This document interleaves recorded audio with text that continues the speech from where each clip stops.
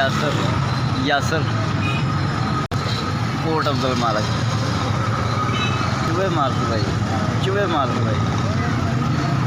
60 रुपये का, 60 रुपये का दिहाड़ी का कोई हिसाब नहीं। रोटी पानी लभ जाता जी मालक, रोटी पानी लभ जाता जी, 400-500 लभ जाता जी। शादीशुदा जी घर किराए ते है, अपना घर कोई नहीं हैगा, बस मालक को लगे फिरने। बच्चे 3 ही, 3 बच्चे है, बच्ची एक फौत हो गई, 4 बच्चे वैसे। शुक्र है रब का, रोटी पानी दे जान रहा मालक।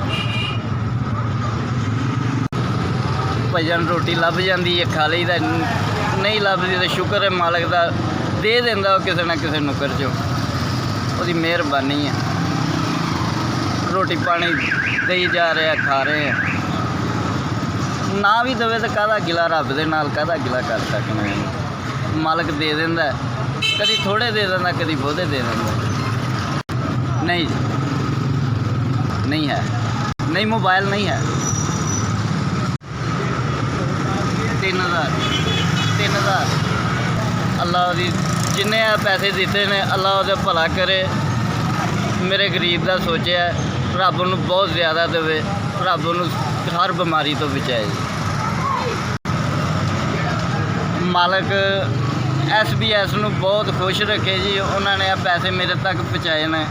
रब उन्हां दा बहुत भला करे, रब उन्हां नूं जिन्हां ने पैसे मैनूं दिते ने, रब उन्हां नूं सलामत रखे।